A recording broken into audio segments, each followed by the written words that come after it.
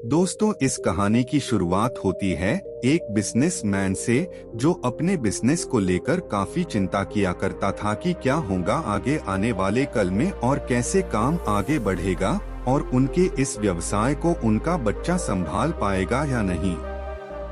दोस्तों, उस बिजनेसमैन का एक लड़का भी था जो उनसे काफी बार कहता रहता था कि पापा, आप मुझे हमारे इस बिजनेस को संभालने का एक मौका दीजिए, क्योंकि अब मुझे भी बिजनेस करना आ गया है। लेकिन वो व्यक्ति कभी भी अपने बेटे को मौका नहीं देता।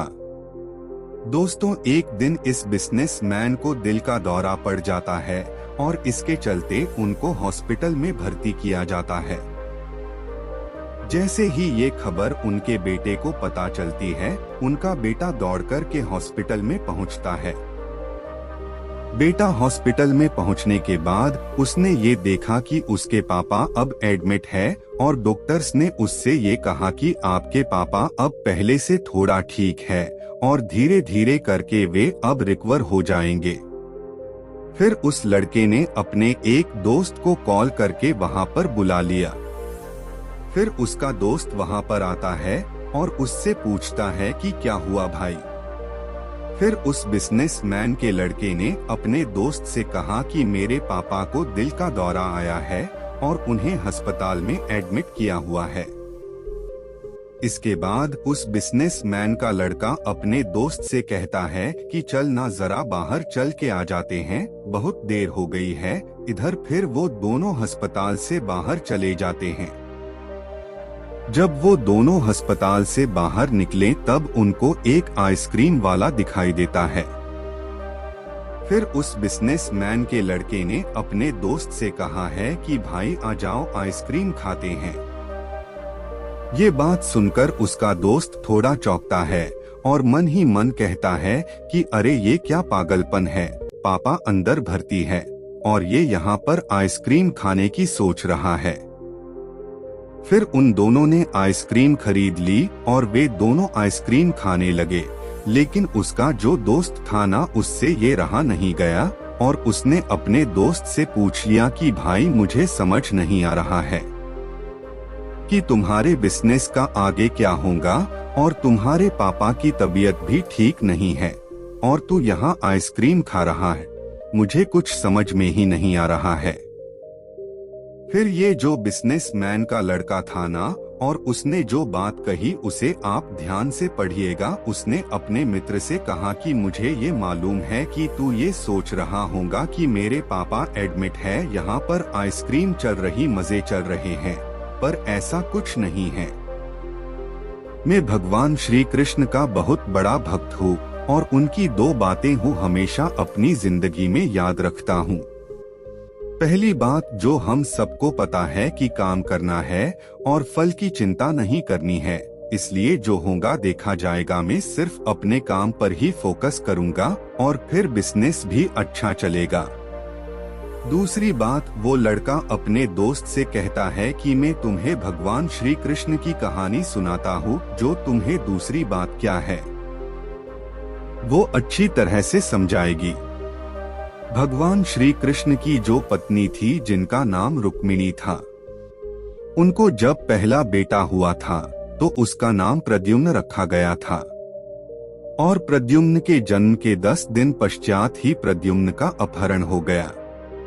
प्रद्युम्न के अपहरण के कारण रुक्मिणी नाराज और उदास रहने लगी कि क्या हो गया है। भगवान श्री कृष्ण रुक्मिणी जी से कहते थे कि चिंता मत करो, क्योंकि प्रद्युम्न जहाँ पर भी होगा वहीं पर ठीक होगा। लेकिन इतना समझाने के बावजूद भी रुक्मिणी अपने बच्चे की चिंता में उदास और निराश रहती थी। और इस तरह चिंता करते करते रुक्मिणी जी के 18 साल बीत गए। 18 साल के बाद द्वारका में जब प्रद्युम्न की वापसी हुई और जब प्रद्युम्न द्वारका में वापस आए तो उनके साथ में उनकी पत्नी मायावती भी थी। अब समस्या ये थी कि मायावती की उम्र प्रद्युम्न से 20 साल ज्यादा थी। वहाँ रुक्मिणी पहले तो खुश हुई कि बच्चा वापस आ गया और फिर से दुखी हो गई क्योंकि इतनी बड़ी लड़की से शादी की, इसलिए रुक्मिणी फिर से भगवान श्री कृष्ण से जाकर कहने लगी कि ये क्या हो गया। फिर भगवान श्री कृष्ण जी ने माँ रुक्मिणी जी से कहा कि जो हो गया है उसको स्वीकार कर लो और आगे बढ़ो और चिंता मत करो। लेकिन माँ रुक्मिणी ये कह रही थी कि बड़ी लड़की से शादी क्यों कर ली और ये ही लड़की मिली थी क्या, और इस बात को स्वीकार नहीं कर पा रही थी। इसके कारण 8 साल तक माँ रुक्मिणी जी दुखी और निराश रही और 8 साल के बाद रुक्मिणी जी ने ये स्वीकार कर लिया कि प्रद्युम्न ने जो यह शादी करी थी वो ठीक है और इसके लिए ज्यादा चिंता करने की जरूरत नहीं है, और उस शादी को उन्होंने स्वीकार कर लिया। दोस्तों, एक तरीके से माँ रुक्मिणी जी ने अपने जिंदगी के 26 साल उदासी में बिता दिए। इस कहानी को खत्म करते हुए वो लड़का अपने दोस्त से बोला कि मैंने अब स्वीकार करना सीख लिया हुआ है, क्योंकि भगवान श्री कृष्ण जी कहते हैं कि जो हो रहा है उसे स्वीकार कर लो, जिंदगी अपने आप सहज हो जाएगी। दोस्तों, ये छोटी सी कहानी जो हमें 2 बड़ी बातें सिखाती है और यही बातें मैं आपके साथ शेयर करना चाहता था कि हमारी जिंदगी में जो कुछ भी घटता है उसे स्वीकार करना सीख लीजिए और फिर जिंदगी अपने आप सहज हो जाएगी।